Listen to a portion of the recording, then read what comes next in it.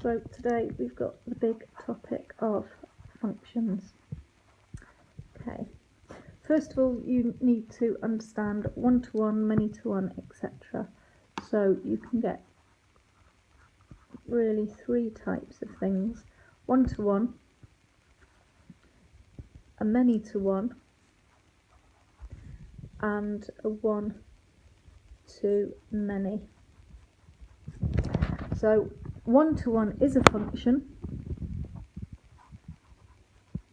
so it is defined as a function, and when you look at the graph it won't have any going back on itself. Any one point will map, one input will map to one output. A many-to-one type of graph is where you get something like a quadratic graph where there are many different points, in this case 2 different points, both map to one output, and this is also a function. One-to-many is not a function, because the definition of a function is that it must have, each point must have a unique outcome. So one-to-many is not a function, and when you're looking at the picture of the graph, it'll look something like that, so that one point can map to 2 different outcomes. Okay, so there's 3 different situations. One-to-one is a function, many-to-one is a function, one-to-many is not a function.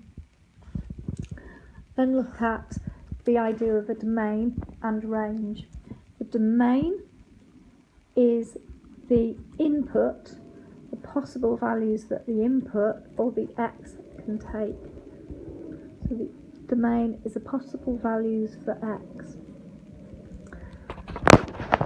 Very often you'll have something written that x is a member of the real numbers. That means it can take any value.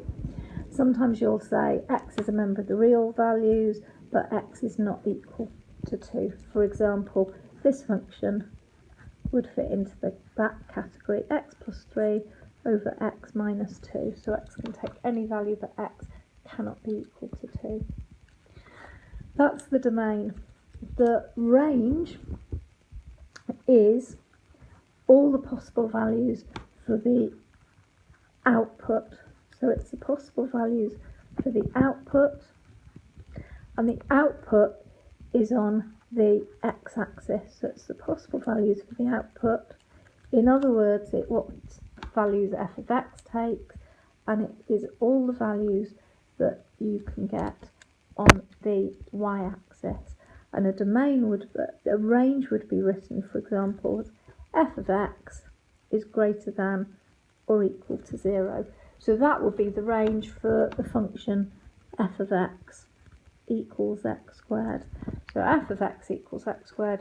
The output, the y values, are always going to be greater than or equal to 0. So the range is that f of x is greater than or equal to 0.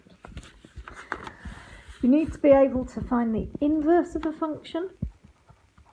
And to find the inverse, there's a very easy step-by-step method.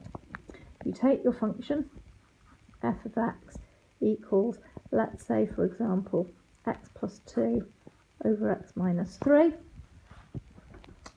You replace your f of x with y. So y equals x plus 2 over x minus 3.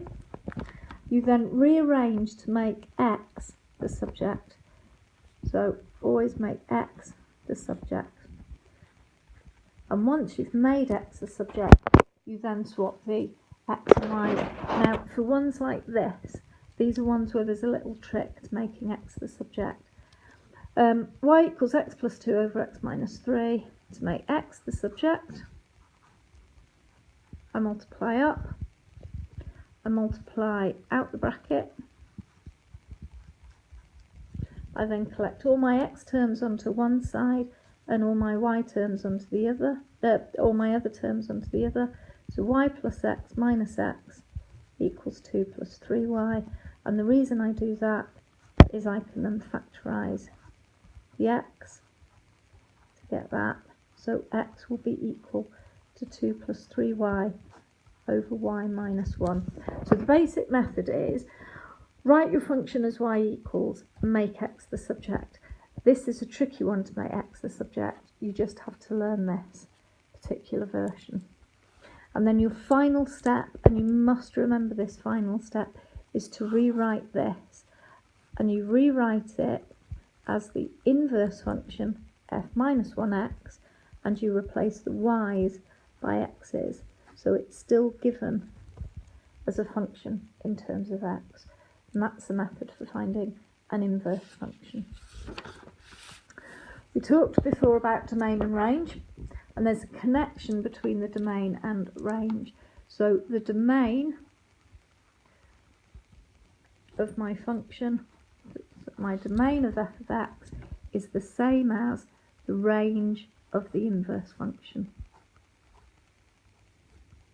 You just need to learn that the domain of the function is the range of the inverse, and the domain of the inverse function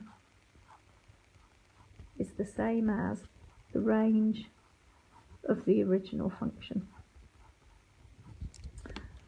The reason for that is how you represent inverses on graphs.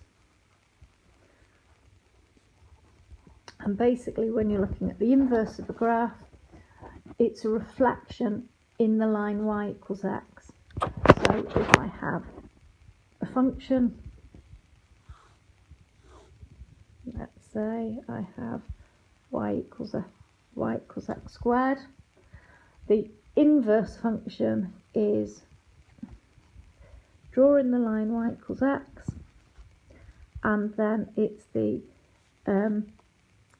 reflection of that line in the line y equals x, which will actually give you the y equals square root of x. So inverses on graphs, to get the inverse, reflect your function in the line y equals x.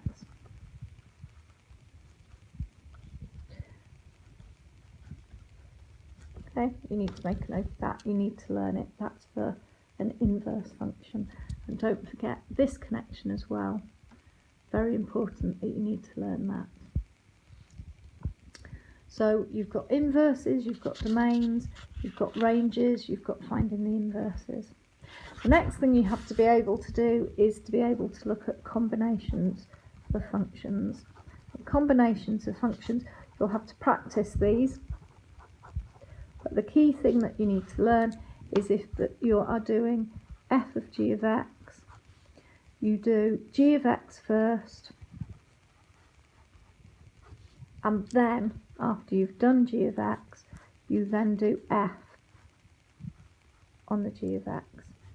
So if you're combining functions, remember to start by the function that is nearest the x value, and you'll need to learn that to make sure that you can find combined functions.